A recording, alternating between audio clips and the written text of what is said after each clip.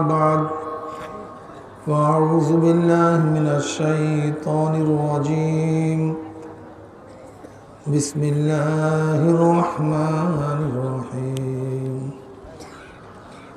يا أيها الذين آمنوا صلوا عليه وسلموا تسليما اللهم صل على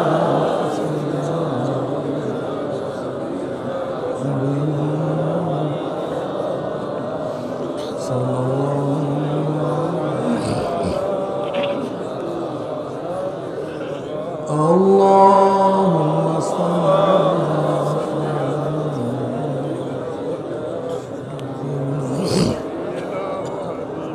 صلى الله عليه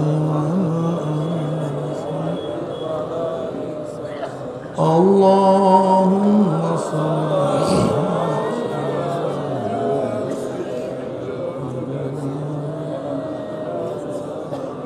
صلى الله عليه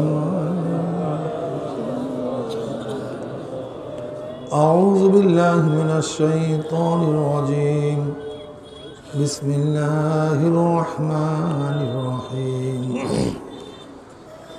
يا أيها الذين آمنوا ادخلوا في السلم كافة ولا تتبعوا خطوات الشيطان إنه لكم عدو مبين صدق الله مولانا العظيم وصدق رسول النبي الكريم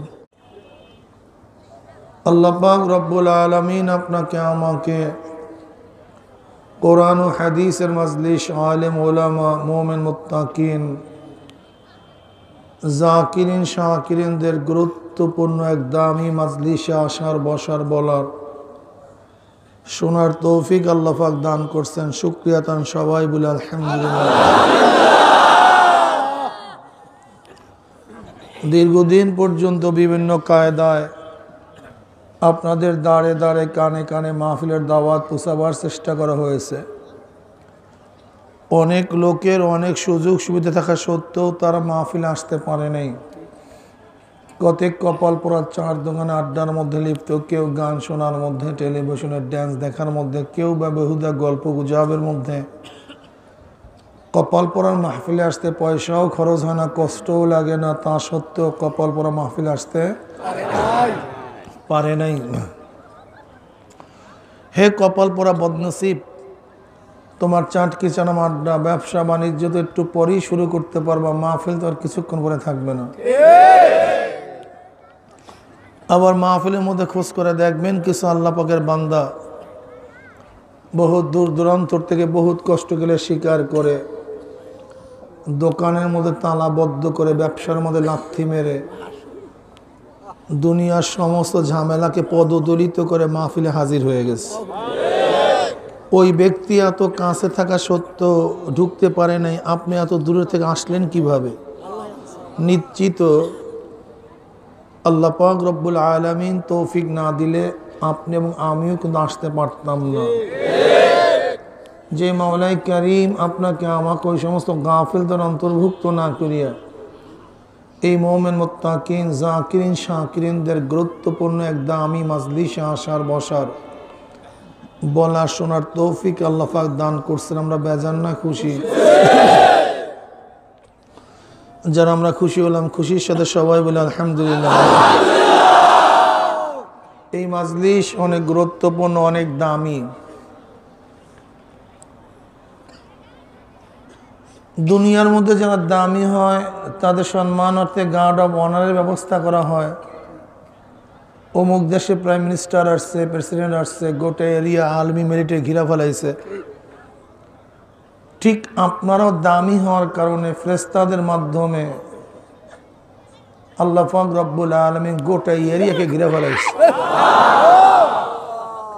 one আবি হুরায়রা রাদিয়াল্লাহু তাআলা আনহু ওয়ান আবি সাঈদ খুদরি রাদিয়াল্লাহু তাআলা আনহু আন্নাহুমা শাহিদা আলা রাসূলিল্লাহি সাল্লাল্লাহু আলাইহি ওয়াসাল্লাম পড়েন সাল্লাল্লাহু আলাইহি আন্নাহু ক্বাল লা ইয়াকুদু কওমুন ইয়াসকুল্লাহ তাআলা ইল্লা হাফাতুমুল মালায়েকা وغشيتهم الرحمة ونزلت عليهم السكينة وذكرهم الله في من عنده رواه মুসলিম।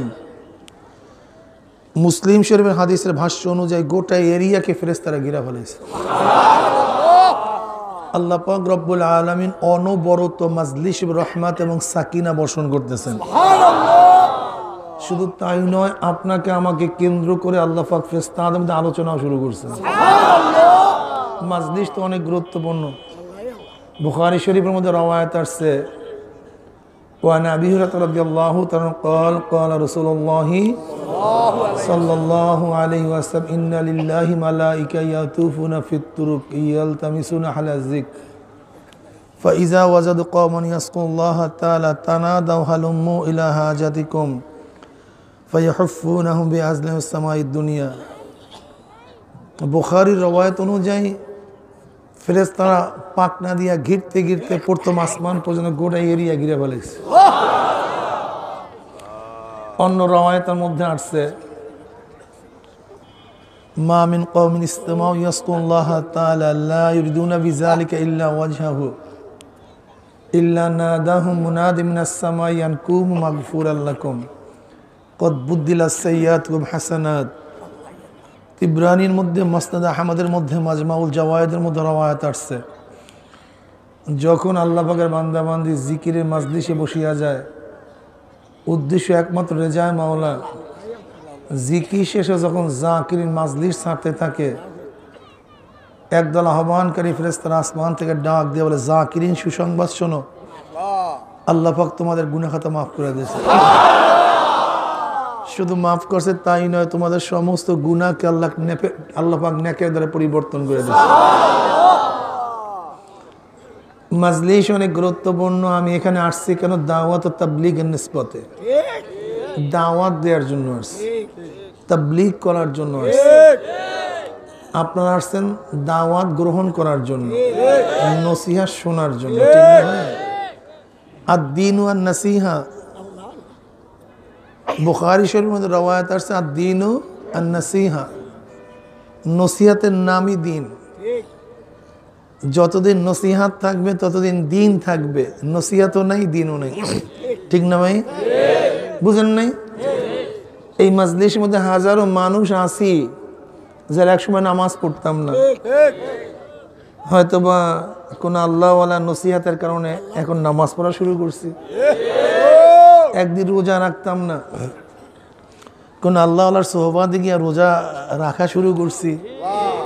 একদিন দাড়ি কাটতাম, আল্লাহওয়ালাদের সোহবাতে গিয়া এখন দাড়ি রাখা শুরু করছি, ঠিক না ভাই?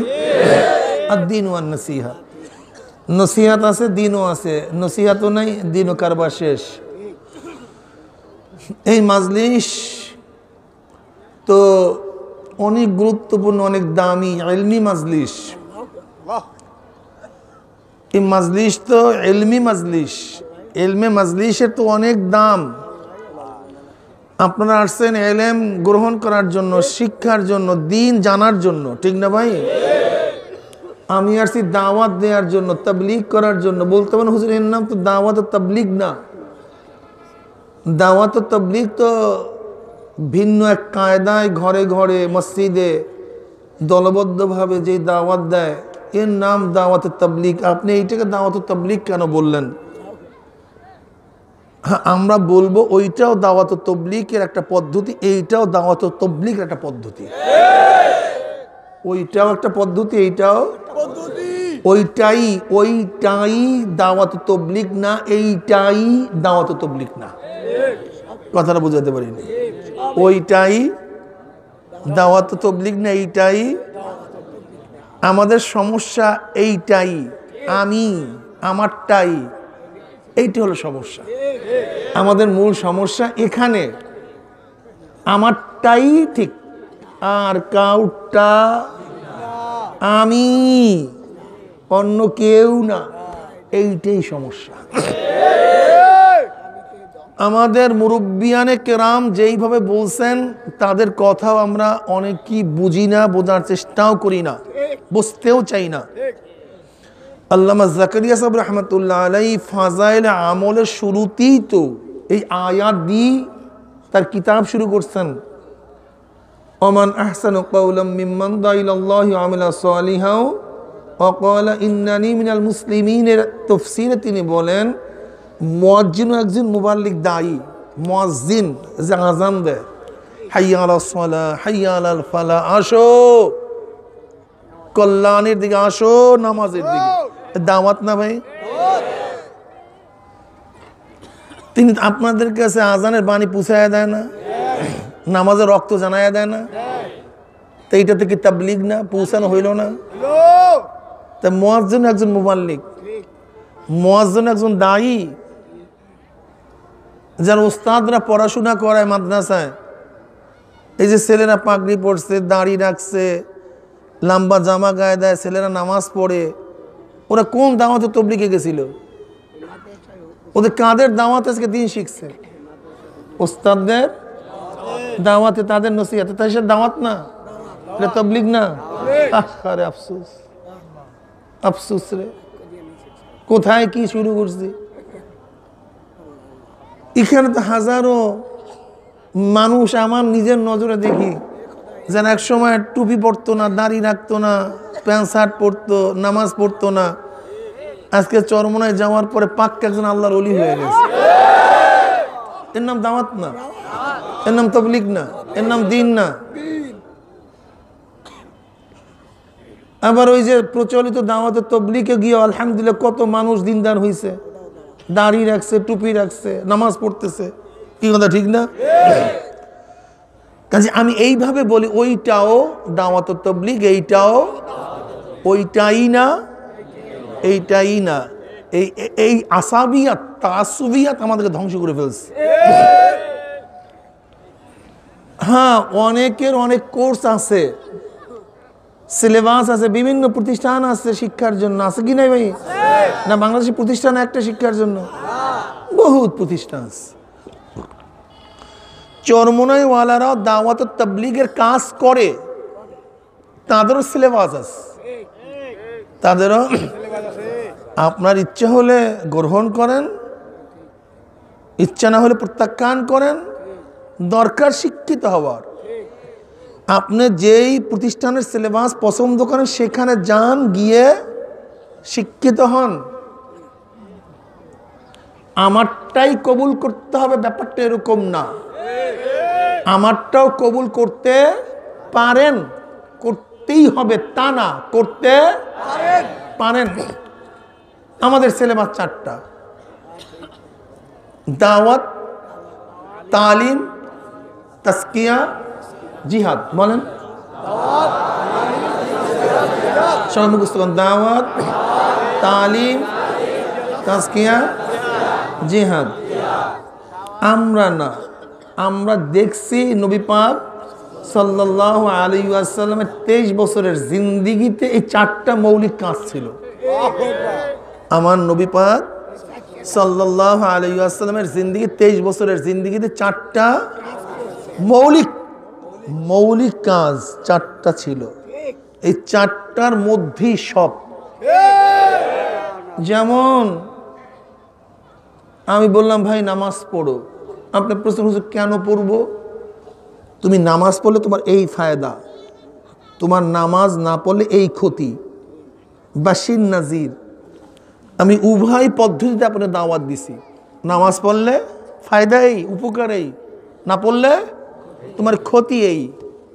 ব্যক্তি লাজি হয়ে গেছে, আসলেও তো নামাজ পড়া দরকার, এটা ভালো কাজ। ব্যক্তি উদ্বুদ্ধ হয়ে গেছে নামাজের জন্য। কিসের জন্য ভাই? আচ্ছা বলেন তো, নামাজ কি এমনি এমনি পড়লেই হবে না শিক্ষার প্রয়োজন আছে? উজুর মাসাইল জানার দরকার আছে, কেরাত, নামাজের কিছু মাসলা মাসাইল। তাই নামাজের জন্য উদ্বুদ্ধ হয়েছেন, আপনি ইচ্ছা করলেই নামাজ আপনার মত মতো পড়লেই হবে না, তো শিক্ষার প্রয়োজন আছে। নামাজ তার দরকার কিসের? তালিমের। দাওয়াত দিয়ে কি করছে? উদ্বুদ্ধ। তালিম দিয়ে নামাজ শিক্ষা দিছে, এইভাবে উজু করো, এইভাবে কেরাত পড়ো, এইভাবে রুকু করো, সাজদা করো, কিয়াম করো, জালসা কওমা করো, এইটা ফরজ, এইটা ওয়াজিব, এইটা সুন্নাত, এইটা মুস্তাহাব। এই কাজ করলে তোমার নামাজ থাকবে না, এইটা করলে নামাজ ঠিক থাকবে। শিক্ষা দিলাম, ঠিক না ভাই? দাওয়াত দিয়ে আপনাদের মেজাজ কোথায়? মেজাজ কোথায়? দাওয়াত দিয়ে উদ্বুদ্ধ করছে বলেন, আর তালিম দিয়ে আমরা শিক্ষা দিছি। এখন এতদিন তো ব্যক্তির কেউ সালামও দিত না, কালামও করতো না, ইজ্জাত সম্মান কিছুই করতো না, দাওয়াত টাওয়াত কিছুই না, হাদিয়া তোফা ছিল না। এখন নামাজ ধরার পরে মানুষের সম্মান করে, ইজ্জাত করে, সালাম দেয়, তোফা দেয়। ব্যক্তি চিন্তা করছে ভালোই তো, আমি যদি খুব ভালো মতো নামাজ লম্বা কিরাত, লম্বা রুকু, লম্বা কিয়াম দিয়ে পড়তে পারি, তাহলে মানুষ মনে করবে এতে বুজুর্গ, হাদিয়া বাড়বে, সম্মান শ্রদ্ধা বাড়বে। এ ব্যক্তি এখন আর মাওলাকে পাওয়ার জন্য নামাজ পড়তেছে না, সে এখন মানুষকে দেখাবার জন্য নামাজ শুরু করছে। ঠিক না? হতে পারে কি পারে না? এখন সে নামাজ শুরু করছে মানুষকে রেজায় মাওলার জন্য না। তাহলে মানুষকে দেখাবার জন্য যদি নামাজ পড়ে, নামাজ কি কবুল হবে? আল্লাহর কাছে গ্রহণযোগ্য হবে? আমি কিসের জন্য নামাজ পড়তেছি, এটা কিসের বিষয়? কলবের। কথা বলেন না কেন? এটা বাহ্যিক কোনো বিষয় না। আমি কাজটা কেন করতেছি, কি উদ্দেশ্যে করতেছি, দুনিয়ার কেউ জানে না। জানে কে? একমাত্র আল্লাহ। কাজী আমার কলবকে পবিত্র না করতে পারলে নামাজ বাতিল, কোনো কাজে লাগবে না। দরকার তাসকিয়ার, আত্মশুদ্ধি, ঠিক না? এছাড়া নামাজ কবুল হবে না। হ্যাঁ, উদ্বুদ্ধও করছি, তালিম দিয়ে শিক্ষাও দিছি, তাসকিয়া করাইয়া কবুলও করার ব্যবস্থা করছি। এখন ফজরের সময় শীত প্রচণ্ড, ঠান্ডা পানি, গরম পানির ব্যবস্থাও নাই। এখন মন চায় না নামাজে যাইতে, উঠতে মনে। এখন মুজাহিদা করতে হবে কিনা, জেহাদ করতে হবে কিনা? কার সাথে? নফসের সাথে। এই শয়তান নফস, বাদ দে তোর ঘুম, আমাকে উঠতেই হবে। নফসের সাথে মুজাহিদা করছি, ঘুমাবো না, আমি উঠবো, আমি উজু করব, আমি গোসল করব। শয়তান নফস, তোর কথা মানি না। উঠছেন, উজু করছেন, গেছেন মসজিদে, শয়তানের সাথে মুজাহিদা কইরা ঘর থেকে বের হয়ে গেছেন কোথায়? গিয়া দেখেন সেখানে শয়তান আপনাকে ঢুকতে দেবে না, মসজিদে গিয়ে দাঁড়িয়ে গেছে, সে ঢুকতেই দেবে না আপনাকে। শয়তান গেটের মধ্যে দাঁড়ানো আছে, আপনাকে ঢুকতে দেবে না। এখন কি আপনি বাড়িতে ফিরে আসবেন, না শয়তানের বুকের মধ্যে লাথি মারবেন? কি চটকানি মারবেন কি মারবেন না? এটার নাম কি? কথা বলেন না কেন? এটার নাম জিহাদ। তাহলে দেখেন, এই চারটে জিনিসের প্রয়োজন ইবাদতের মধ্যে আছে কি নাই? আপনি কোনটাকে বাদ দেবেন বলেন? আমি তো শুধু এইটা নামাজ দিয়ে উদাহরণ দিলাম। এরকম যাকাত বলেন, জিকির বলেন, রোজা বলেন, হজ বলেন, এক কথা শরীয়তের যত আহকাম আছে, শরীয়তের যত বিধান আছে, এই চার জিনিসের মধ্যে সমস্ত বিধান আছে কি নাই? দাওয়াতও লাগবে, তালিমও প্রয়োজন, তাসকিয়ারও দরকার, আর নফস এবং শয়তান এবং শয়তানের লস্করদের বিরুদ্ধে যুদ্ধ করার প্রয়োজন আছে কি নাই? এটার নাম কি? আপনি বাদ দিচ্ছেন কোনটা? একটাও বাদ দেওয়ার ক্ষমতা আপনার নাই। যদি দেন, মনে করতে হবে আপনি পরিপূর্ণ ইসলামের মধ্যে নাই, আপনি নফস অনুযায়ী চলতেছেন। কি অনুযায়ী? সবার সাথে তালমিল করিয়া আপোষ মীমাংসায় চলতেছেন। এই হলো আমাদের চরমনের সিলেবাস। আপনার ভালো লাগলে মানেন, ভালো না লাগলে যেখানে পারেন সেখানে চলে যান। আমরা এই কথা বলবোই না যে চরমোনাই তোমাকে যেতে হবে। আমরা বলবো চরমোনাও তুমি যেতে পারো, চরমোনাইতেও তুমি যেতে পারো। এই চারটা মৌলিক কাজ যেখানে পাবেন আপনি সেখানে চলে যান। সমস্যা কি? সমস্যা কোথায়? সমস্যা কি? কিন্তু আপনি কি 4টা মৌলিক কাজ করেন? তো না কইরে সাগরের মধ্যে না কইরে একটা জান্নাতের দ্বার খুলে ফেলাইছেন, না কইরে জাহান্নামের গেট বন্ধ করে ফেলাইছেন। ফাইজলামির জায়গা পান না, সব দানাই পানাই শুরু করছেন না। আজানের সময় আল্লাহু আকবার দেয়, বাহিরে আমার মাওলাকে আর বড় মনে করে না। নামাজে দাঁড়ায় কি বলিয়া? আল্লাহু আকবার। রুকুতে যায়, সাজদায় যায়, সেজদার থেকে ওঠে। অর্থ কি? এতবার আল্লাহু আকবার বলতে হবে কেন? আজানের শুরুটাই হয় আল্লাহু আকবার, সুবহানাল্লাহ। আবারও সবাই বলেন, আমি আল্লাহু আকবার যেরকম বলুন, বড় আওয়াজটা হতে হবে বড়। আল্লাহ, আজানের শুরু আল্লাহু আকবার, আবারও, কত মজা, আবারও, আবারও। কলবের মধ্যে বসাও, এইটা একেবারে কলবের মধ্যে বসাও। সমস্যা এখানে আমি দেখছি, আমাদের সমস্যা এখানে আল্লাহকে বড় মনে করি না, অথচ বারবার আল্লাহ শিখে আল্লাহু আকবার, আল্লাহু আকবার, আল্লাহু আকবার, আল্লাহু আকবার। শেষ করছি আজান আল্লাহু আকবার, আল্লাহু আকবার, লা ইলাহা ইল্লাল্লাহ, লা ইলাহা। এতটুকু মানলেই তো কারবার ক্লিয়ার। আসলে বুঝিও না ইসলামের কত সুন্দর মেসেজ, কত গভীরতা ইসলামের মধ্যে না। আল্লাহু আকবার, আল্লাহু আকবার, লা ইলাহা ইল্লাল্লাহ। নাই কোনো ইলাহ, নাই কোনো মাবুদ ইল্লাল্লাহ।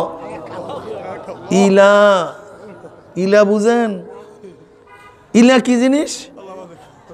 যাকে বড় মনে করে তার সন্তুষ্টি অর্জন করার জন্য তার সামনে মাথা নত করা হয়, তাকে বলা হয় ইলা। যেমন হিন্দুরা কালীর সামনে মাথা নত কেন করে? কারণটা কি? হিন্দুরা মনে করে ঝোলা, কলেরা, বসন্ত, রোগ শোকের থেকে বাঁচাবার ক্ষমতা কালীর মধ্যে আছে। এই ক্ষমতা তার মধ্যে আছে। যদি আমি কালীকে সন্তুষ্ট করতে পারি, আমার ডায়রিয়া হবে না, বসন্ত হবে না। এই ক্ষমতা কালীর মধ্যে আছে। এই বিশ্বাস করিয়া তার রেজামন্দি, তার সন্তুষ্ট অর্জন করার জন্য মানুষ গিয়া কালীর সামনে মাথা নত করে। একে বলা হয় ইলা। ওরা সরস্বতীকে কেন পূজা করে? যে বুদ্ধি বিদ্যা দেওয়ার ক্ষমতা সরস্বতীর মধ্যে আছে। কাজে আমি যদি সরস্বতীর সন্তুষ্ট অর্জন করতে পারি, আমি বিদ্বান হয়ে যাব। এর জন্য তার সামনে মাথা নত করে। এরকম গঙ্গী দেবী, অগ্নি দেবী, মনসা দেবী, লক্ষ্মী দেবী সবই একই কাজ। লাত, ওজ্জা, মানাত, এই যত দেবদেবীর নাম শুনছেন না, এক একটার ক্ষমতা এক একটা ওরা মনে করতো। যে মেঘের ক্ষমতা একজনের কাছে, ওই বৃষ্টির ক্ষমতা একজনের কাছে। ওই সূর্যী দেবীকে কেন পূজা করে, চন্দ্র দেবীকে কেন পূজা করে, প্রত্যেকটা তারকাকে এক একটা দেবদেবী মনে করে, কারণ তার কাছে শক্তি আছে। এর নাম কি? ইলা। এখন আমি কি নফি করতেছি? লা ইলাহা, নাই, নাই, কালী নাই, দেবী নাই, লাত নাই, ওজ্জা নাই।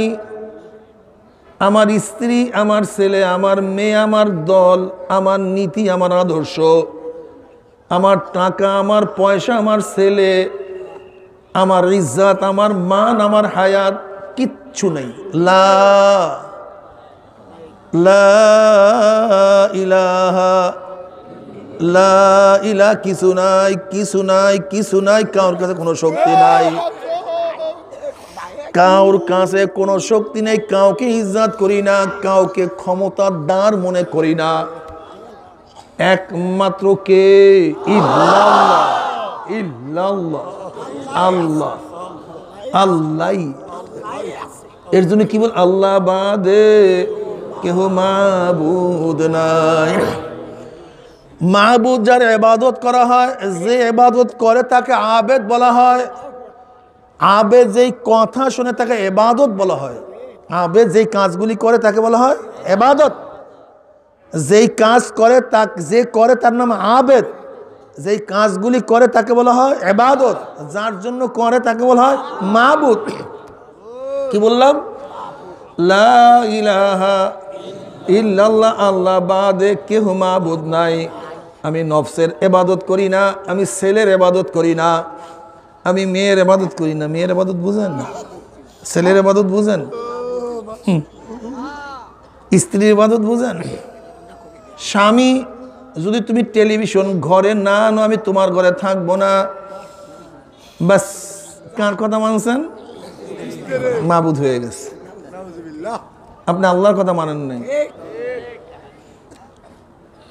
অবস্থা খুব খারাপ। ছেলে বলতে সিনেমা যাওয়ার টাকা দাও, টাকা দিতেই হবে, সিনেমা দেখবো। তুমি টাকা দিয়া দিলা, তুমি ছেলের গোলামি করছ। আমরা অনেক সময় মাবুদ বুঝি না, এর জন্য লা ইলাহা ইল্লাল্লাহ বুঝ।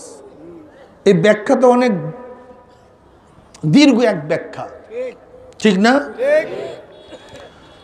আমি নফসের কথা মানি না, আমার ছেলের কথা মানি না, আমার মেয়ের কথা, অর্থাৎ আল্লাহর সাথে সংঘর্ষপূর্ণ যে কথা বলবে তার কথা আমি মানি না, কার গোলামি করি না। গোলামি করি কার? আল্লাহ।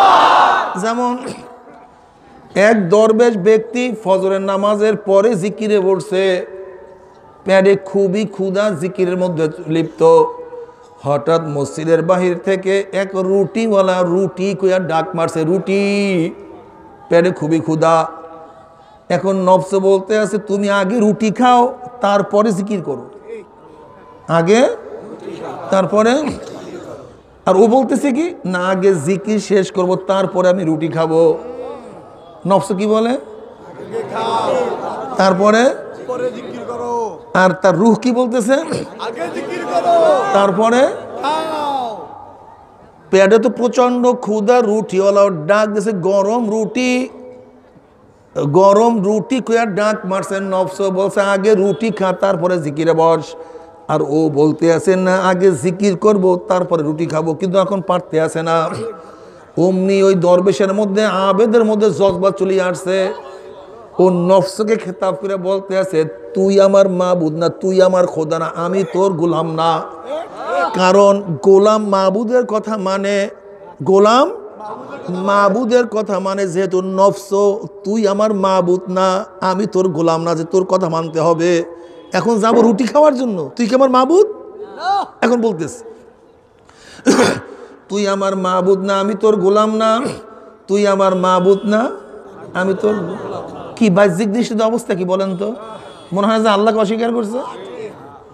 ঘটনা বুঝলেন? আল্লাহকে অস্বীকার করছে না, বাহ্যিক দৃষ্টি আল্লাহকে অস্বীকার করছে না। তুই আমার মাবুদ না, আমি তোর গোলাম না। এখন জজবা চলে আসছে, তুই আমার মাবুদ না, আমি তোর গোলাম না, তুই আমার মাবুদ না, আমি তোর গোলাম না। এখন যুবক সন্তানরা বলে, কারে খোদা রে, মসজিদে বসে পুরো আল্লাহকে অস্বীকার করছে। করতেছে কি? খুব সামনে বসে তো খুব বিশাল বাজার। এখন যুবকরা করছে কি, জুয়ানরা কি করছে, মসজিদে ধৈর্য নামাইয়া পিঠাইছে আস্তা রমে। এর মধ্যে এক আল্লাহওয়ালা বুজুর্গ ব্যক্তি সেখানে আসছে। কিরে কি হয়েছে, তোরা মারতেছে কেন ব্যক্তিরে? হুজুর দেখেন, এই যুবকটা সে আল্লাহকে অস্বীকার করছে। সে বলতেছে তুই আমার মাবুদ না, আমি তোর খোদা, আমি তোর গোলাম না, তুই আমার খোদা না, আমি তোর গোলাম না, এই কথা বলতেছে। কিন্তু বুজুর্গ ব্যক্তি ওর চেহারার দিকে তাকাইয়া দেখে এ লোকটা মুশরিক না, এটা ভালো আল্লাহওয়ালা হওয়ার কথা।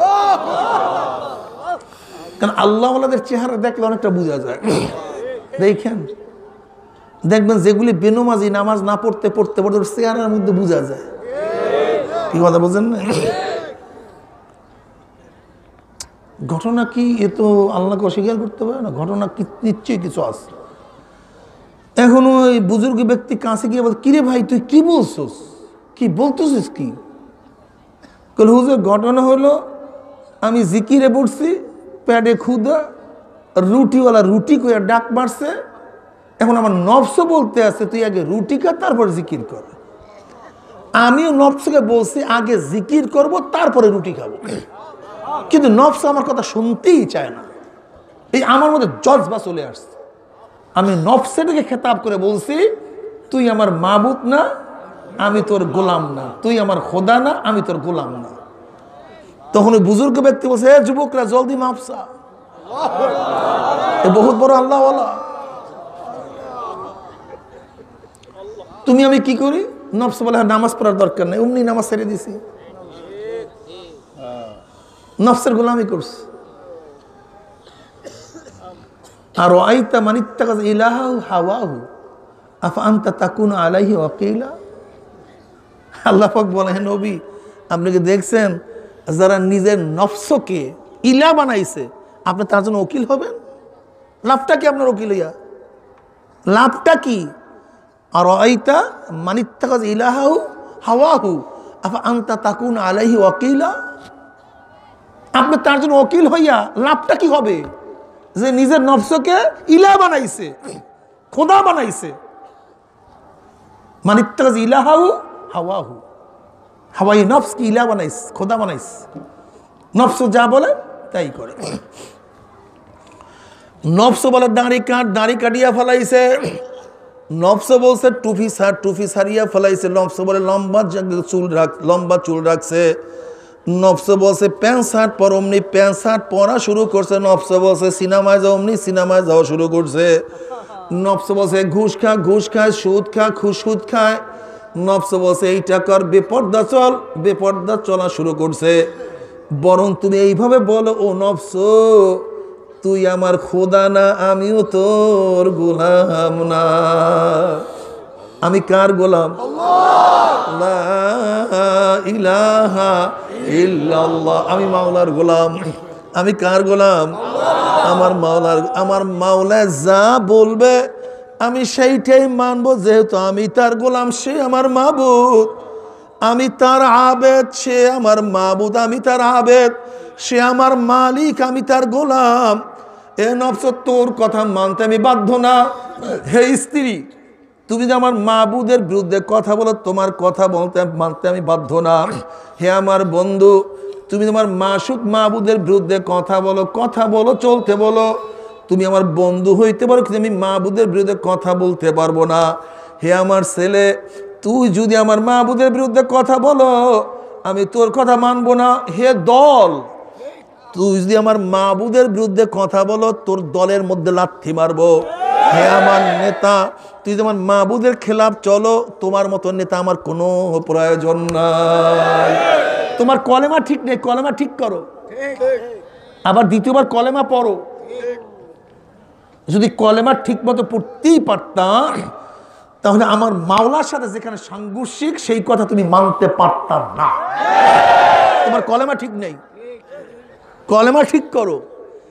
লা ইলাহা লা ইলাহা লা। এই কোন পাত্রের মধ্যে যদি দুধ রাখতে চান, পবিত্র জিনিস রাখতে চান, আগে পাত্র সাফ করতে হবে, তারপরে পবিত্র জিনিস রাখতে হবে। ওয়ালের মধ্যে রং লাগাবার আগে ওয়ালকে সাফ করতে হবে, তারপরে রং লাগাতে হবে। এখানে ইস্তারি করার আগে কাপড়কে সাফ করতে হবে, তারপর ইস্তারি করতে হবে। কলবের মধ্যে আমার মাওলাকে রাখতে গেলে সমস্ত গায়রুল্লাহকে উঠাইতে হবে। লা ইলাহা, নাই নাই নাই নাই নাই নাই, কিছু নাই, কলব সাফ, একেবারে ক্লিয়ার, পরিষ্কার। এখন বসাও, ইল্লাল্লাহ কে আছে? আল্লাহ আছে, অন্য কেউ নাই। লা ইলাহা ইল্লাল্লাহ, মান ক্বালা লা ইলাহা ইল্লাল্লাহ হাক্কান দাখালাল জান্নাহ। এর জন্য নবী পাক সাল্লাল্লাহু আলাইহি ওয়াসাল্লাম ফরমান, যেই ব্যক্তি লা ইলাহা ইল্লাল্লাহ তার হকের সাথে পড়তে পারবে, তার জন্য জাহান্নাম হারাম হইয়া যাবে, জান্নাত ওয়াজিব হইয়া যাবে। এবার তুমি কেন বুঝো না? আজকে আমাদের দেশে হিন্দুরাও লা ইলাহা ইল্লাল্লাহ পড়ে, ফাসেকরাও পড়ে, অথচ আবু জেহেল পড়ে নাই কেন? পড়তে চায় নাই কেন? আবু তালেব পড়ে নাই কেন? পড়তে চায় নাই কেন? ওরা লা ইলাহা ইল্লাল্লাহর অর্থ জানে। যদি কোনো ব্যক্তি লা ইলাহা ইল্লাল্লাহ পড়ে, তার নিজের কোনো চিন্তা ভাবনা শেষ, সব কাটাপ, সব বাদ, আর নিজের চিন্তা ভাবনা থাকতেই পারবে না, ক্লিয়ারলি। এর জন্য একবার কেউ লা ইলাহা ইল্লাল্লাহ পড়ে, তার জন্য জাহান্নাম হারাম, জান্নাত ওয়াজিব হয়ে যাবে। কিন্তু তুমি আমি কিসের লা ইলাহা ইল্লাল্লাহ পড়ছি? লা ইলাহা ইল্লাল্লাহ পড়ো, অথচ বলো জনগণ সকল ক্ষমতার উৎস। নাউযুবিল্লাহ, আস্তাগফিরুল্লাহ। আস্তা শিরক, আস্তা শিরক, কুফরি। তোর কলেমাই তো ঠিক নেই। পড়ছো লা ইলাহা ইল্লাল্লাহ, আমি ধর্মনিরপেক্ষবাদ, আস্তাগফিরুল্লাহ, আমি সমাজতন্ত্রবাদ, আমি সেকুলার, আমি সোশ্যালিজম, আমি ক্যাপিটালিজম, আমি কমিউনিজম। লা ইলাহা ইল্লাল্লাহ পড়ে না, সব ভুয়া।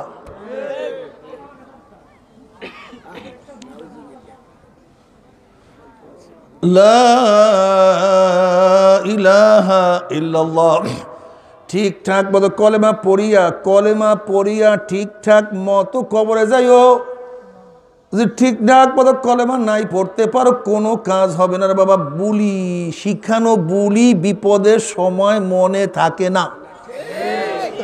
যেরকম দেখবা তোতা শালিককে, ময়নাকে কত সুন্দর কথা শিক্ষা দেয়। যখনই কোনো মেহমান ঘরের মধ্যে ঢুকে, এই মেহমান আসছে, তাকে নাস্তা দাও, অমুক দাও, তমুক দাও, কত সুন্দর বলে কি বলে না? কিন্তু যখনই হিংস্র প্রাণী ময়না বা ওই বিষের উপর আক্রমণ করে, শালিকের উপর আক্রমণ করে, টিয়ার উপর আক্রমণ করে, তখন কিন্তু তোতা পাখি এই কথা বলতে পারে না, মালিক আমাকে বাঁচাও, আমাকে রক্ষা করো। তখন কিন্তু তার ক্যাস ক্যাস ক্যাস ক্যাস সেই বন্যা সুর তার মুখের থেকে বের হয়ে যায়। যেরকম বিপদের সময় শিখানো বলে মনে থাকে না। একবার কোনো মিথ্যা সাক্ষীকে সাজাইয়া যখন জজের কাছে নিয়ে যাওয়া হয়, যখনই জেরা শুরু করে ধমক দেয়, তখন কিন্তু ভুলিয়া যায়, কি বলবো মনে থাকে না। শিখানো বলি মনে থাকে না।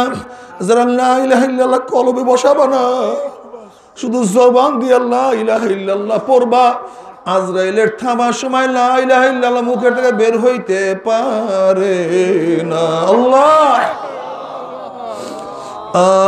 নাফরমান বদমাশ বেঈমান যখন মৃত্যুর আসার খেয়ে পড়িয়া যাবে, আল্লাহ পাক রব্বুল আলামিন ডাক দিয়ে ফেরেশতারে, এই নাফরমান নামাজ কাজা করিয়া রোজা সারিয়া দিয়া পর্দা বেপর্দা হইয়া জেনা বিবেচনার মধ্যে লিপ্ত হইয়া দুনিয়ার ক্ষমতার পিছনে ঘুরিয়া সুদ ঘুষ গ্রহণ করিয়া দুনিয়ার আনন্দ ফুর্তির মধ্যে মত্ত হইয়া কোন জাহান্নাম কামাই করছে, খবরদার ওই জাহান্নাম খানা না দেখাইয়া রূহ কবজ করবি না।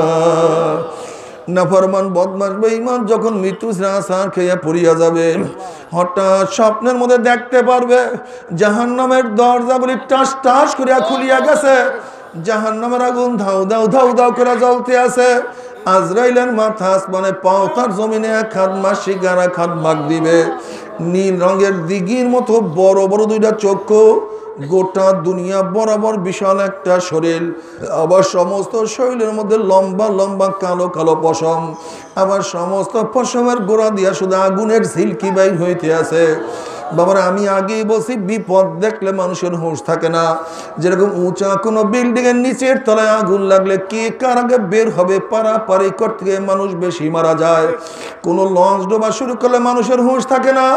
কাউর সামনে হঠাৎ বাঁধ পড়িয়া বসলে, কোনো পাগলা কুকুর কাউকে তাড়া দিলে মানুষের হুঁশ থাকে না।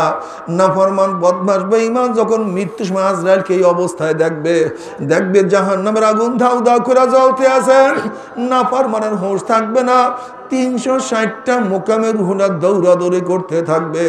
করুণ দৃষ্টিতে আজরাইল আলাইহিস সালাতু ওয়াস সালামের দিকে রুহুটা তাকাইয়া বলবে, ভাই আজরাইল, আমার বয়স তো মাত্র 16 বছর, আমার বয়স তো মাত্র 18, আমি তো মাত্র মেট্রিক পরীক্ষা দিলাম, ভর্তি হইলাম।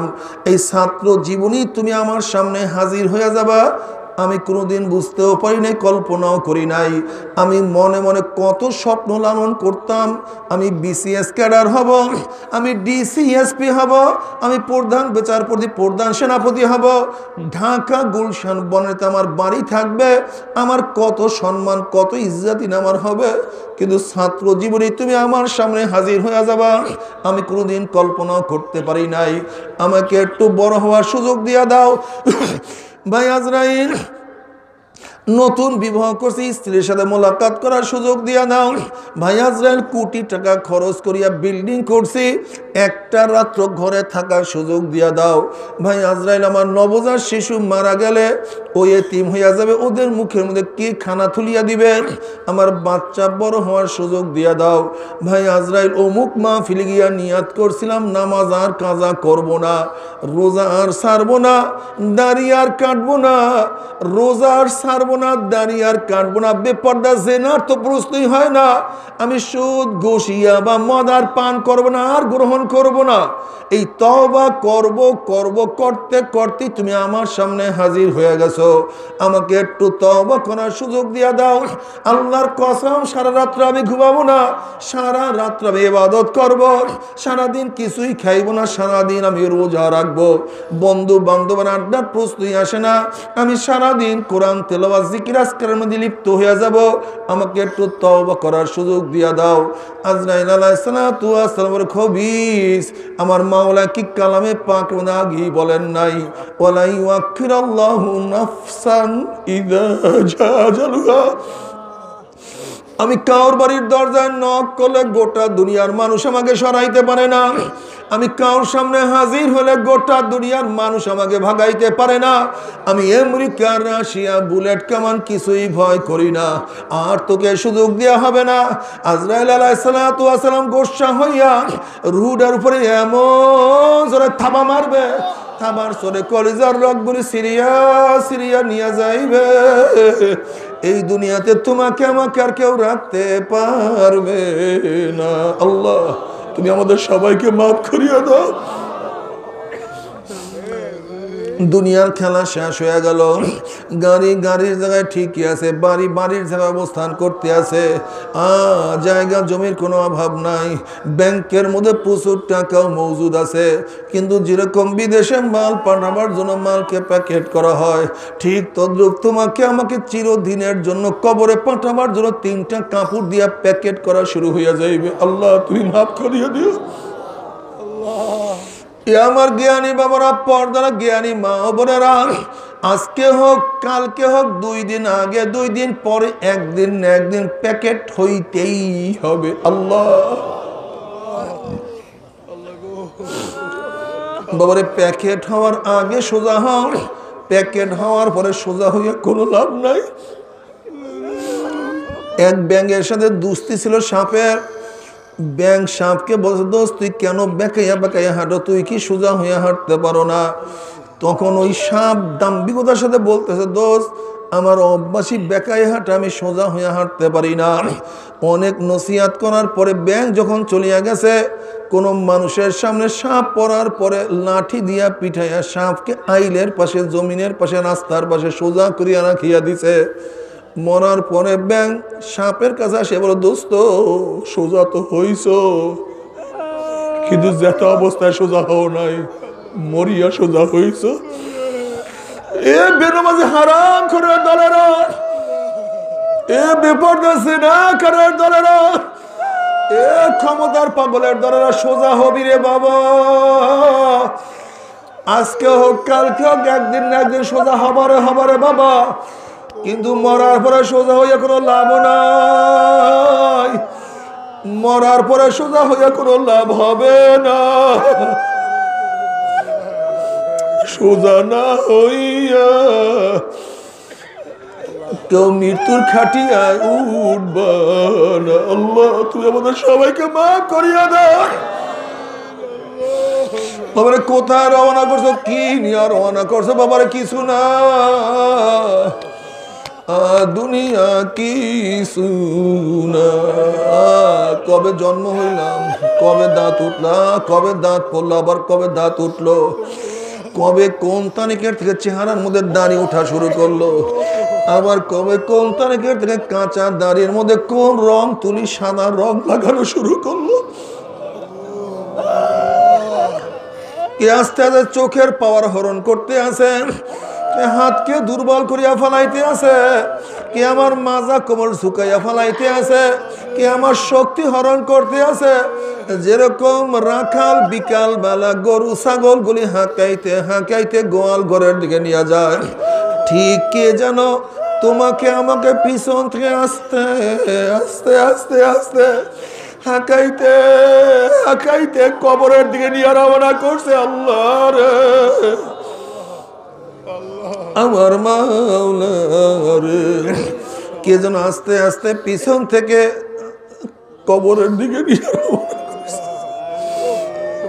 জানি না কার কখন ডাক আসে রে বাবা, খবরদার হিসাব নিকাশ না মিলাইয়া কেউ মাওলার কবরে যাইও না রে বাবা।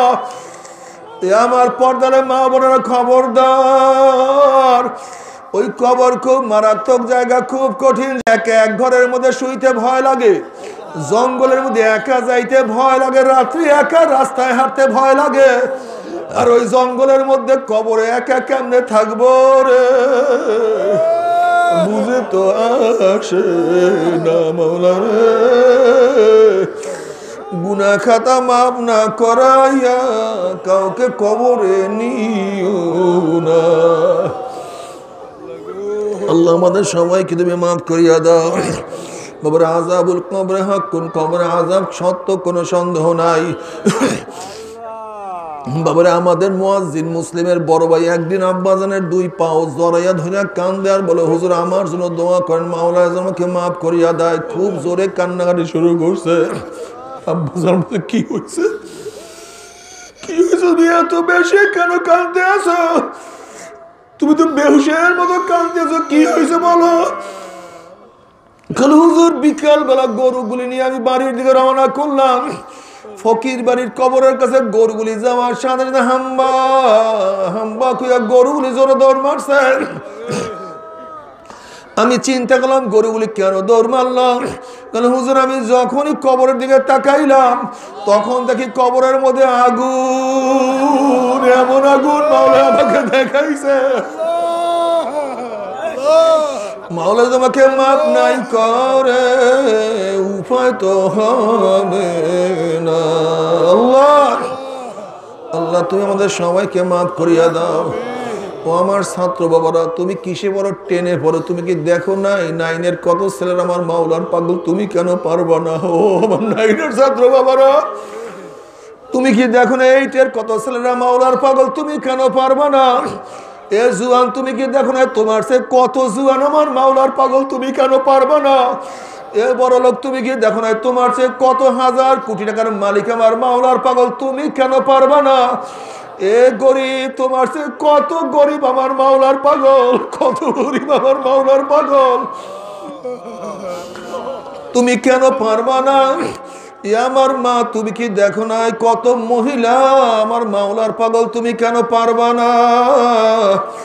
আমার মাওলার কাছে কোনো কৈফিয়ত চলবে না।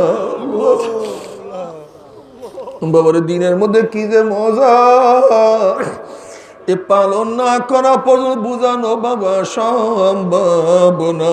আল্লাহ তুমি কবুল করিয়া নাও। এই কবরের মধ্যে হাজার হাজার বছর থাকতে হবে, এরপর আল্লাহ পাক রব্বুল আলামিন কিয়ামতের ময়দান কায়েম করবে।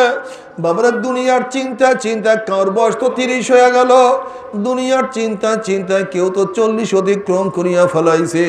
দুনিয়ার চিন্তা করতে করতে কাউর দাড়ি চুলগুলি পাকাইয়া সাদা বানাইয়া ফেলাইছে। দুনিয়ার চিন্তা করতে করতে কেউ কবরের কিনারায় কিনারায় ঘোরাফেরা শুরু করিয়া দিছে, কিন্তু কিয়ামতের চিন্তা করার সুযোগ পাও নাই রে বাবা। আমার অনুরোধ থাকবে কয়েকটা মিনিটের জন্য দুনিয়ার চিন্তা দূর করিয়া একটু কিয়ামতের চিন্তা করিয়া দেখো। আজকে দুনিয়ার থেকে সূর্য 9,30,00,000 মাইল দূরে। এই 9,30,00,000 মাইল দূরের থেকে গরমের দিনে সূর্য যখন গরম দেয়া শুরু করে, সূর্যের গরমে 2-3 ফিট পুকুরের পানি গরম হইয়া যায়, রাস্তার পিচ গলিয়া যায়, বালু উত্তপ্ত হইয়া যায়। কোন একটা মানুষকে হাত পা বাঁধিয়া যদি টিনের চালের ফেলাইয়া দেওয়া হয়, 1 ঘন্টা পরে সে মারা যাবে। 9,30,00,000 মাইল দূরের সূর্যের গরমে ছায়া গেরা দুনিয়ার ঠান্ডা দুনিয়ার পানি যদি গরম হইয়া যাইতে পারে, রাস্তার পিচ গলিয়া যাইতে পারে, বালু উত্তপ্ত হইয়া যাইতে পারে, মানুষ মারা যাইতে পারে, কিয়ামতের ময়দানে আল্লাহ পাক রব্বুল আলামিন এত উঁচা সূর্যটাকে 1 হাত বা 1.5 হাত মাথার উপর বুর করে ফেলাইয়া দিয়া আল্লাহ পাক ডাক দিয়া বলবে, সূর্য তোর মধ্যে যত গরম আছে সমস্ত গরম ছাড়িয়ে দে না পারবেন। বুঝুক আমি মাওলা কেমন।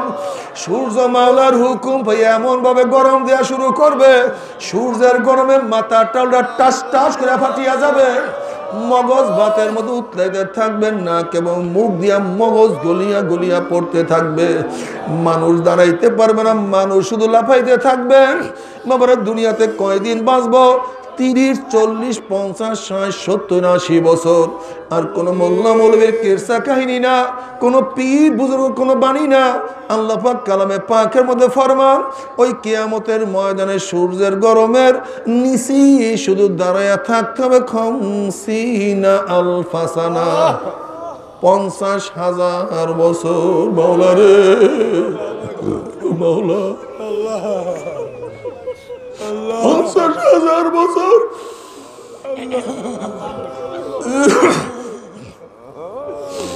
যে কিয়ামতের ময়দানে তাঁবুর কোনো ব্যবস্থা নাই, ছাতার কোনো ব্যবস্থা নাই, ছাদের কোনো ব্যবস্থা নাই, গাছের কোনো ছায়ার ব্যবস্থা নাই।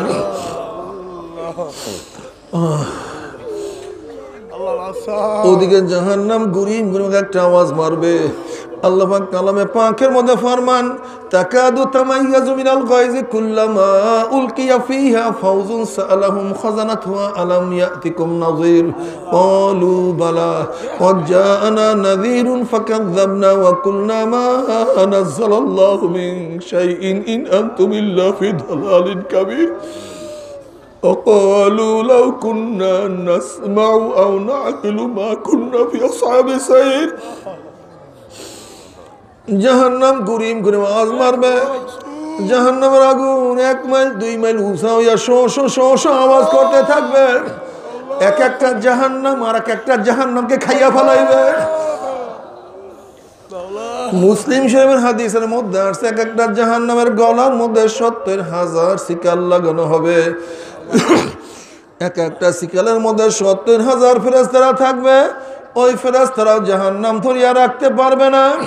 এই অবস্থা দেখিয়া বুখারী সানির মধ্যে কিতাবুত তাফসীরের মধ্যে আসছে, ওয়ায়াকুলু ইব্রাহিম খলিলুল্লাহি নাফসি নাফসি, মুসা কালিমুল্লাহি নাফসি নাফসি, ঈসা রূহুল্লাহি নাফসি নাফসি, আদম সফিউল্লাহি নাফসি নাফসি।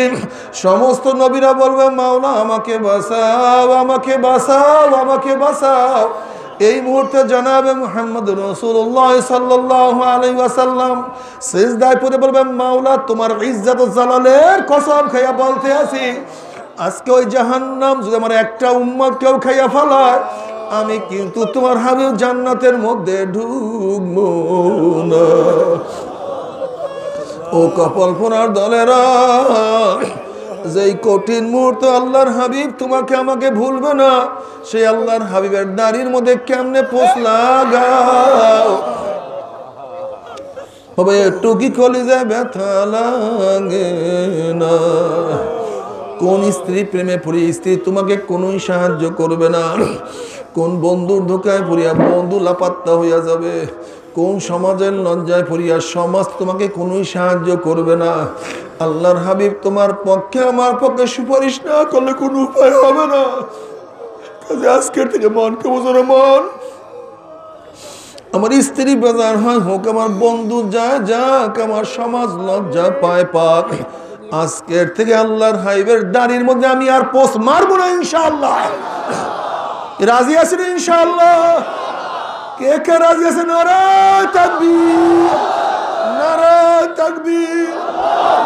আল্লাহ আল্লাহ তুমি কবুল করিয়া নাও, আল্লাহ তুমি কবুল করিয়া নাও। আল্লাহর হাবিবের দোয়া কবুল করে আল্লাহ পাক বলবে, যাও জিবরাইল আমার হাবিবের কাছে এই পানিটুকু নিয়ে দিয়ে আসো। আল্লাহর হাবিব আলাইহিস সালাতু ওয়াস সালাম যখন এই পানি জাহান্নামের গায়ে ছিটা মারবে, জাহান্নাম কাঁদ কাঁদ কাঁদ কাঁদ করে পিছনে সরিয়া যাবে। আল্লাহর হাবিব বলবেন, মাওলা রে, যে জাহান্নামকে লক্ষ লক্ষ ফেরেশতারা ধরিয়া রাখতে পারে না, এ আবার কোন কুদরতি পানি, কোন আশ্চর্য পানি, যেই পানি মারার সাথে সাথে জাহান্নাম পিছনে সরিয়া গেল। আল্লাহ পাক ডাক দিয়ে আমার হাবিবগণ, এই পানি কোন আশ্চর্য পানি না, কোন কুদরতি পানি না, এই পানি হলো তোমার গুনাহগার উম্মতের চোখের পানি।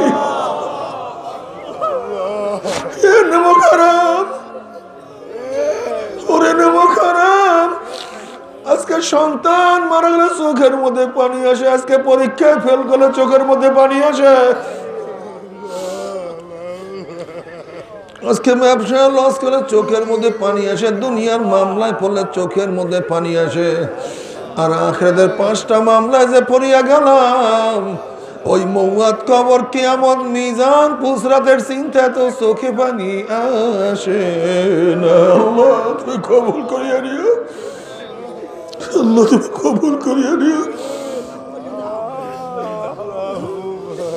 বাবার কোন ইবাদতের মধ্যে বানাউটি জায়েজ নাই, তাকাল্লুফি কোন ইবাদতের মধ্যে জায়েজ নাই, একমাত্র কান্না। নবী পাক সাল্লাল্লাহু আলাইহি ওয়াসাল্লাম ফরমান, ইবুকু ইবুকু ওয়া ইল্লাম তাবকু ফাতাবাকু, আমার উম্মত কান্দো, উম্মত কান্দো, উম্মত কান্দো, চোখের পানি ঝরাও। যদি কান্না না আসে, মুখটা একটু বেঁকা তেরা করে, মাওলা রে, আমার মাওলা রে, আল্লাহ মাওলা তুমি মাফ করিয়া দিও, তুমি কবুল করিয়া নিও। বাবার কান্নার মধ্যে কি যে মজা, চোখের পানি না ঝরালে তোমাকে বুঝানো বাবা যাবে না। আল্লাহ তুমি কবুল করিয়া নিও। এরপরে আল্লাহ কাউকে জান্নাত, কাউকে জাহান্নামের ফয়সালা দিয়ে দিবে। জাহান্নামী মনে জাহান্নামে জ্বলবে, পানি পানি করে চিল্লাইতে থাকবে। তাদের জবাবে আল্লাহ পাক কালামে পাকের মধ্যে কি বলে শোনেন। আল্লাহ পাক বলে, ফেরেশতারা ইন্না ফারমানকে দুনিয়াতে কত নিয়ামত আমি খাওয়াইছি। একটা মুরগি জবাই দিয়া ফলাইছে, মুরগিটা কত লাফালাফি করছে, খা বন্ধ, আমি তোদের জন্য হালাল করছে। একটা জেতা মাছ উঠাইয়া পাচার মারছে, পাচারের ছেড়ে মাছটা ব্যাখ্যা হইয়া গেছে, খা বন্ধ, আমি তোদের জন্যই হালাল করছে। একটা গরু বান্ধিয়া জবাই দিয়া ফেলাইছে, গরুটা কত লাত্থা লাত্তি করছে, খা বন্ধ, আমি তোদের জন্য হালাল করছে। একটা গাভীর বাচ্চা বান্ধিয়া রাখছে, গাভীর বাচ্চাটা একবার শুইছে আর একবার দাঁড়াইছে, হাম্বা কইয়া ডাক মারছে, মনে যা বলে, মা গো আমার জিব্রা গলা শুকায় গেছে, আমাকে এক চুমুক দুধ দাও। আবার গাভীটা ডাক দিয়ে বলছে, আমার বাচ্চা, আমাদেরকে মাওলা বনি আদমের জন্য বানাইছে, এই বনি আদম খাইয়া লইয়া যতটুক থাকবে তা খাইয়াই মাওলা শুকরিয়া আদায় করবে। এ ফেরেশতারে, গাভীর বাচ্চার দুধ গাভীর বাচ্চাকে না খাওয়াইয়া আমি বনি আদমকে খাওয়াইছি। ওয়া ইন তাউদ্দু নি'মাতাল্লাহি লা তুহসুহা। আমার এত নিয়ামত খাইয়া লইয়া যারা আমার হুকুম মানে নাই, ওই জাহান্নামীদের জন্য ঠান্ডা জাতীয় ঠান্ডা পানির ব্যবস্থা রাখি নাই। লা ইয়াযুকুনা ফিহা বারদা ওয়ালা শারাবা ইল্লা হামিমা ওয়া গাসসাকা জাযাআন ওয়াফাকা। আমি ওদের জন্য গরম পুজ এবং গরম পানির ব্যবস্থা রাখছি। নবী পাক সাল্লাল্লাহু আলাইহি ওয়াসাল্লাম ফরমান, ওই পানি এবং পুজ এত গরম হবে, যখন জাহান্নামী লোকের চেহারার সামনে পানি এবং পুজ নিয়ে আসা হবে, পানি এবং পুজের গরমের চেহারার চামড়াটা খুলিয়া জাফাত করে পড়িয়া যাবে। এরপরও পানির তৃষ্ণা মিটবে না। যখন ডক ডক ডক করিয়া পানি এবং পুজ গিলিয়া খাইয়া ফেলাইবে, পেটের মধ্যে গিয়া নারী বুড়ি সব জ্বালাইয়া পোড়াইয়া গলাইয়া পিছনের রাস্তা দিয়া ঝুপ ঝুপ করে ফালাইয়া দিবে। আল্লাহ পাক কালামে পাকের মধ্যে ফরমান লা ইয়ামুতু ফিহা ওয়ালা ইয়াহইয়া, মানুষ মরবেও না, মানুষ বাঁচবেও না, জীবন বাহির হবে কিন্তু বাহির হবে না। বাবারে সহ্য করতে পারবি? ওই জাহান্নামের এক সেকেন্ড আযাব কেউ তো সহ্য করতে পারবো না। বাবারে কেউ যদি বলতো হুজুর আমার পাও তলে আমি আর গুনার কাজ করব না, আমি আল্লাহর কসম করে বলতে আছি সবার সামনে তোমার 100 বার পায়ে ধরতে রাজি আছি রে বাবা, তারপরও গুনার কামের কাছেও যাইও না। বলতে পারো হুজুর গুনার কাজ আমি করবো, জাহান্নামে আমি যাব, আপনি এত ব্যস্ত কেন? আপনি কেনই আমার হাতে পায়ে ধরতে চান? আপনার কিসের ঠেক পড়ছে? বাবারে তুমি বিচার করো, তুমি যদি কোনো পুকুরের পাড় থেকে হাঁটিয়া যাও আর যদি দেখো পুকুরের পাড়ে কোনো একটা বাচ্চা পানি নিয়ে খেলা করতে আছে, তুমি বাচ্চাকে চেনো অথবা নাই চেনো, তুমি যদি মানুষ হয়ে এত বাচ্চাকে পুকুরের পরে রাখিয়া কিন্তু যাইতে পারবা না। যখন তুমি বাচ্চাকে পানির থেকে তুলবা, বাচ্চা তোমাকে লাথি দিবে, কামড় দিবে, গালি দিবে, তখন তুমি বাচ্চাকে বলবো রে বাচ্চা তুমি তো বুঝো না, তুমি পানির খেলার মজা পাইয়া পানির সাথে খেলতে আসো, বাধা দেওয়ার কারণে তুমি আমাকে লাথি দাও, কামড় দাও, গালি দাও। ওরে বাচ্চা পানির সাথে খেলতে খেলতে খেলতে খেলতে হঠাৎ যদি পানির মধ্যে পড়িয়া যাও আর তো বাবা সহজে পানির থেকে উঠবা না। বাবার আমরা কোরআন এবং হাদিসের দৃষ্টিতে দেখতে আছি কতকে আল্লাহ পাকের বান্দাবান্দি সিনেমায় মজা পাইয়া, দাড়ি কাটায় মজা পাইয়া, বেপর্দায় জেনায় মজা পাইয়া, সুদে ঘুষে মজা পাইয়া, দুনিয়ার ক্ষমতায় মজা পাইয়া, এক কথায় গুনার কাজে মজা পাইয়া জাহান্নামের কিনারে বসে খেলা করতে আছে, আনন্দ ফুর্তি নাচা নাচির মধ্যে লিপ্ত হয়ে আছে। আল্লাহ না করুক, আল্লাহ না করুক, আল্লাহ না করুক, এই খেলা করা অবস্থায়, নাচানাচি করা অবস্থায় হঠাৎ যদি পিছন থেকে আজরাইল ধাক্কা দিয়া হয়, অমনি উল্টে ঘুম করে জাহান্নামের মধ্যে পড়িয়া যাবে রে বাবা, আর তোমরা সহজে জাহান্নাম থেকে উঠবা না। তবে মুমিন মুসলমান বলতে সবাই মনে চায় গুনার থেকে ফিরিয়া নেক আমল করিয়া মাওলার জান্নাতে কিন্তু সবাই যাইতে মনে চায়, গুনাহ নিয়া মাওলার জাহান্নামে কাউরে কিন্তু যাইতে মনে চায় না। কিন্তু কেনই বা আমরা দিনই কাজ, কেনই বা আমরা নেক আমল করতে পারি না, কেনই বা গুনার কাম ছাড়তে পারি না? এর মূল কারণ হলো আপনার এবং আমার পিছনে নফস এবং শয়তান লাগিয়া রয়েছে। এই নফস এবং শয়তান থেকে ফেরার জন্য যে কোনো একজন হক্কানি আল্লাহর ওলির হাতে হাত দিতে হবে রে বাবা। খবরদার, বর্তমান জমানায় পীর মুরিদে ভেজাল, ব্যবসা, দলাদলি, হিংসা, হাসা, শিরক, বিদআতে পরিণত হয়ে গেছে।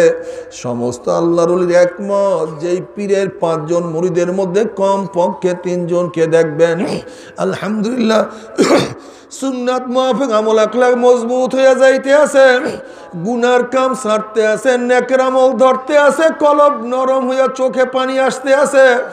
বিরিক্ষতন নাম কি, ফলে পরিচয় আমি চরমুনাই বুঝি না। চরমুনার দাওয়াত, প্রশংসা, প্রচার প্রসার করার জন্য আসি না রে বাবা। চরমুনায় যাওয়ার তোমার কোনো দরকার নাই, কোনো দরকার নাই, কোনো দরকার নাই। তুমি যার কাছে গিয়া পারো গুনার কাম সারো, নেকের আমল ধরো, কলম নরম করিয়া চোখে পানি নিয়ে মাওলার কবরে যাইও। যেরকম দুনিয়ার ঘরে আগুন লাগলে পানি ছাড়া নিবানো যায় না, ঠিক তদ্রুপ তোমার এবং আমার গুনার দ্বারা যেই জাহান্নামের আগুন জ্বলিয়া রয়েছে, চোখের পানিও ছাড়া কিন্তু জাহান্নামের আগুন নিবানো সম্ভব না। কাজে আমার জন্য দোয়া চাই, আমিও দোয়া করি, সবাই সবার জন্য প্রাণ খুলিয়া দোয়া করো, যেন কিয়ামতের ময়দানে গলাগলি বাঁধিয়া মাওলা একসাথে জান্নাতে যাওয়ার তৌফিক দিয়া দেয়। আল্লাহুম্মা আমিন।